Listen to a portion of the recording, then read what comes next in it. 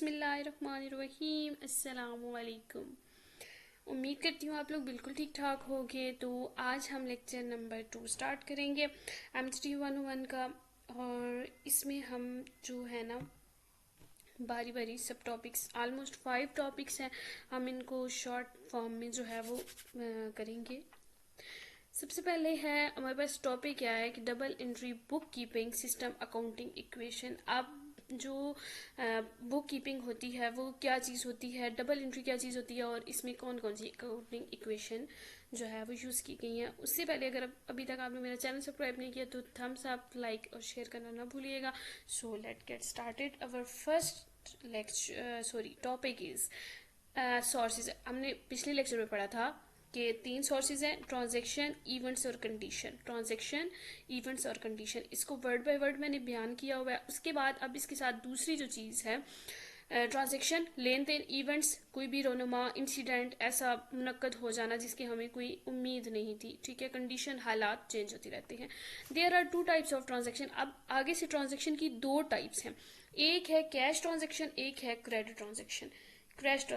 Cash transaction अब क्या चीज़ है, सबसे पहले हम इसको देख लेते हैं। आपकी बुक के मुताबिक जो है वो cash transaction means the transaction in which cash cheque is either paid or receive at the same time. देखिए अब यहाँ पे क्या हो रहा है, कैश कैश है ना, हम लोग हाथों हाथ देना, आप यूं समझ लिए इसको। आप गए हैं शॉप पे, गए हैं, आपने बुक खरीदी है और उसको पैसे दिए हैं, ये आपकी कैश ट्रांजैक्शन, ठीक है। आपने बुक खरीदी है और साथ ही उसको पैसे दे दिए, ये है कैश ट्रांजैक्शन। अब ये कैश ट्रांजैक्शन आपकी अकाउंटिंग में कहाँ कहाँ आ सकती है, cash received from customer, cash paid to supplier, staff salary receive from customer किस तरह से है, ये वाली बुक वाली एग्जांपल। आप गए हैं शॉप पे, बुक दी है, पैसे बुक ली है और पैसे दिए हैं, ठीक है। फिर पेड टू सप्लायर, दुकानदार ने आपसे पैसे लिए, आपको बुक दे दी है, ठीक हो गया। स्टाफ सैलरी, पूरा मंथ आपने अपनी स्टाफ से सर्विसेज ली हैं और एट द मंथ की एंड पे आपने उनको पैसे दे दिए। कभी आपने ऐसा नहीं सुना होगा कि स्टाफ सैलरी जो है वो एक दिन बाद मिलती है, ये एक रूल है जो स्टार्ट से चला आ रहा है कि 1 महीने के बाद मिल जाती है आपको, ठीक है। उसके बाद services fees received in cash, फिर सारी इन्हीं टाइप की जो है ना। आप अब इसने नीचे एक पॉइंट दिया हुआ है कि any type of collection received in cash, cheques, credit transfer in the bank etcetera. ऐसी कोई भी ट्रांजैक्शन जो आप एक हाथ से देंगे और दूसरे हाथ से ले लेंगे वो क्या होती है, कैश ट्रांजैक्शन। अब क्रेडिट ट्रांजैक्शन क्या होती है, आप दुकान पे गए सबसे पहले, ठीक है, दुकान पे गए, आपने बुक ली और दुकानदार को कहा कि मैं तुम्हें 10 दिन बाद शाम को या परसों पे कर दूंगा, ये होती है credit transaction. Payment will be made और collection will be received some time in future. चीज ले ली है, पैसे अदा नहीं किए हैं, ये है आपकी credit transaction. Sales of good on credit by issuing sales invoice. Sale invoice एक रसीद होती है आपके पास, ठीक है। आपने चीजें खरीद रही हैं, सेल्स ऑफ गुड्स, यहाँ पे एक गुड्स का वर्ड यूज हुआ है। यहाँ पे गुड्स अच्छा वाला नहीं होता, यहाँ पे गुड्स होती है चीजें। अकाउंटिंग में गुड्स चीजों को कहते हैं, ये वर्ड आप बार बार अकाउंटिंग में आगे जाके सुनेंगे, ठीक है। सेल्स ऑफ गुड, आपने चीजें सेल कर दी, बेच दी ऑन क्रेडिट। क्रेडिट क्या था आपने कि फर्दर आप जो है आपकी चीज़ें बिकेंगी, फिर आपकी उसमें बहुत सी टर्म्स एंड कंडीशन आ सकती हैं। आपने उसके साथ कुछ रख ली होंगी कि यार मैं फिर तुमसे ये इतना सामान ले लेती हूँ या ले लेता हूँ, तो मैं क्या करूँगा कि मेरी 10% 20% जब चीज़ें बिक जाएंगी तो मैं तुम्हारे पैसे वापस कर दूंगा। ये सारी क्रेडिट ट्रांजेक्शन है, ठीक है। फिर परचेज ऑफ गुड है, रिसीविंग परचेज इनवॉइस है। अब आपको ना, अब यहाँ पे लिखा हुआ है कि रिसीविंग परचेज इनवॉइस, आपने चीज़ें खरीद ली हैं, आपने एक रसीद बना दी है जिसपे जो आपने क्या करना है, वो रसीद आपकी क्या होगी, वो क्रेडिट होगी। वो रसीद कब खत्म हो जाएगी, जब आप उसको पेमेंट कर देंगे, ठीक हो गया। ये इसी तरह से returns of goods customer and issuing credit note, या उसको एक क्रेडिट नोट दे देंगे, भाई तुमने इतने इस टाइम पे मुझे पैसे वापस करने हैं, अब तुम चीज़ लेके जा रहे हो, ठीक है। अब बड़ी शॉर्ट एग्जांपल्स यूँ आप समझ ले, आपने बुक खरीदी है, शाम को दुकानदार को कहा है कि मैं भाई आपको पैसे दे जाऊंगा या दे जाऊंगी, ठीक हो गया। या और इसके अलावा कोई भी चीज़ आपने खरीदी है, ये सारी क्या है कि आपने चीज़ ले ली है, ठीक है, लेकिन आपने पे कब करना है, उसको फ्यूचर में करना है। फ्यूचर वो कल भी हो सकता है, परसों भी हो सकता है, 10 दिन बाद भी हो सकता है, सालों बाद भी हो सकता है। इसकी एक बड़ी सी एग्जांपल है कि आपने सुना होगा कि जब हम एक बिजनेस स्टार्ट करते हैं तो कभी भी ऐसा नहीं होता कि आपने जो है वो बिजनेस स्टार्ट किया, वहां से आपने जितनी भी कोई आप चीज़ें उठा रहे हैं तो आप एकदम से सारी चीज़ें उठा लेंगे और सारी फौरन से पेमेंट कर देंगे, ऐसा नहीं होता। आप कहीं भी जाते हैं किसी कंपनी में भी, तो वहां से आप चीज़ें परचेज करते हैं, ठीक है, उनके साथ उसकी आप कुछ अमाउंट आप उनसे कहते हैं, उनको पे कर देते हैं। कैश वाला हिसाब होता है, और कुछ क्रेडिट कर देते हैं। मतलब आपने लाख रुपए की चीजें उठाई, आपने 80,000 उनको पे किया, आपने 20,000 किया कि मैं अगली दफा जब लाख की उठाऊंगा तो मैं इसकी पेमेंट करके फिर उसमें, ये एक सिलसिला चलता रहता है। तो बिजनेस में कैश और क्रेडिट ट्रांजेक्शन साथ साथ होती हैं, ठीक हो गया। उसके बाद आइडेंटिफाई डेबिटर्स एंड क्रेडिटर्स, बड़ा इंपॉर्टेंट टॉपिक है, इंतहा का इंपॉर्टेंट टॉपिक। इससे आप अगर अल्लाह ने खैर की और कोरोना की वजह से बंद ना हुए कैंपस, आपके मिड्स हुए, तो डेबिट क्रेडिट्स का जो क्वेश्चन है वो मस्ट आता है। 5 नंबर का, 5 के ना तो 3 का तो मस्ट आता है, ठीक है। ईच क्रेडिट ट्रांजेक्शन, अब डेबिटर्स क्या चीज़ है, क्रेडिट क्या चीज़ है, आपकी बुक से देखते हैं कि उन्होंने क्या कहा है। ईच क्रेडिट ट्रांजेक्शन इधर creates account receivable also known as debtor.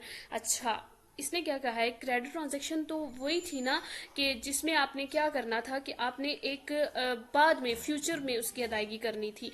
तो ये क्रिएट अकाउंट रिसीवेबल है। अकाउंट रिसीवेबल क्या है कि आपको जो अकाउंट है, जो आपको जो रिसीवेबल है वो फर्दर होगा, आपको रिसीव होगा उसी टाइम। नहीं, आल्सो नो एज डेबिटर, ये क्या चीज होगी, ये डेबिटर्स।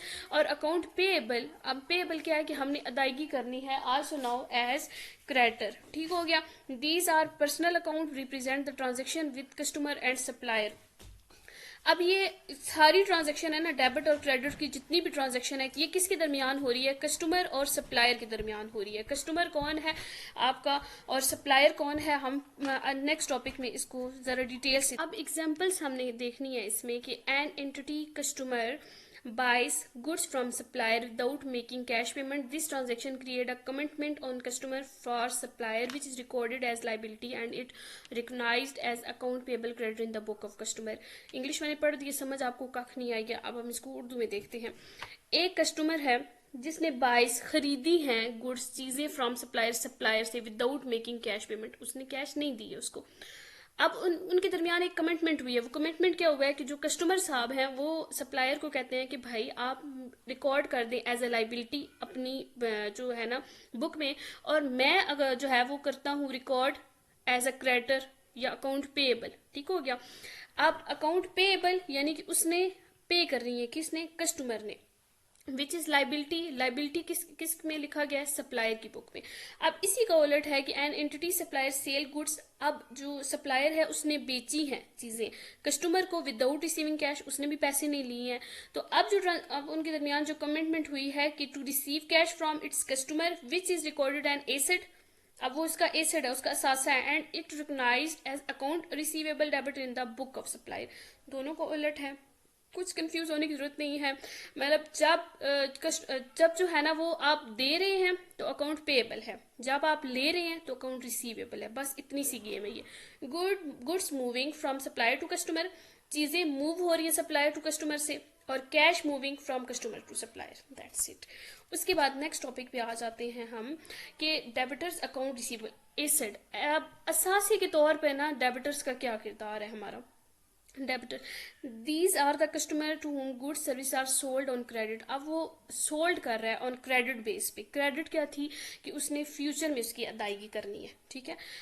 अब in other word debtors owe money to the business therefore they are treat as account receivable, ठीक है। अब ना देखिए ऊपर उसने फ्यूचर में उसको देना है ना, किसने, कस्टमर है ना, कस्टमर ने सोल्ड की है क्रेडिट बेस के ऊपर, उसको जब फ्यूचर में मिलेगी, जब वो मिलेगी तो वो उसका असासा होगा, चीजें उसने दे दी हैं।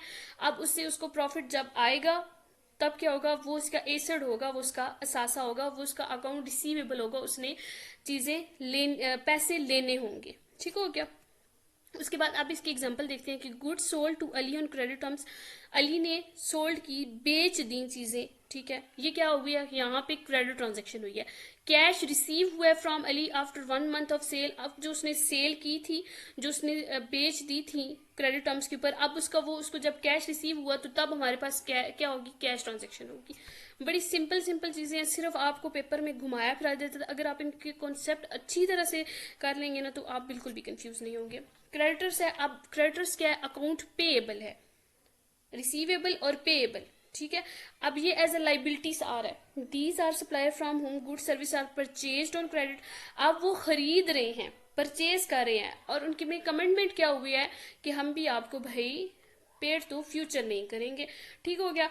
अब ये क्या है, अब ये अकाउंट पेएबल है, अब अदायगियां होनी है लाइबिलिटी से। अब जो सप्लायर है ना, उसने खरीदी है ना चीज, पहले क्या हो रहा था, पहले उसने कस्टमर ने बेची थी, अब सप्लायर परचेज कर रहा है, खरीद रहा है, तो अब क्या होगा, अब अकाउंट पेबल होगा, यानी कि आपने फ्यूचर में जाके उसको अदा करना है, पे करना है, ठीक हो गया।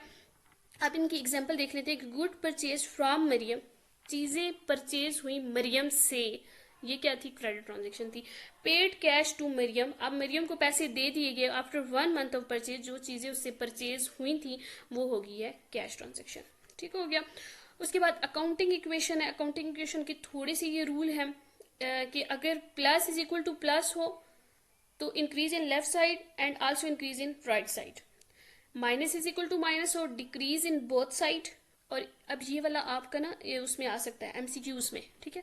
Increase in one side and decrease in the same side, यानी कि plus is equal to zero और zero is equal to plus. हाँ, तो ये आपने थोड़ा सा इनको याद करना है। उसके बाद है बेसिक अकाउंटिंग इक्वेशन, रिसोर्सेज और सोर्सेज।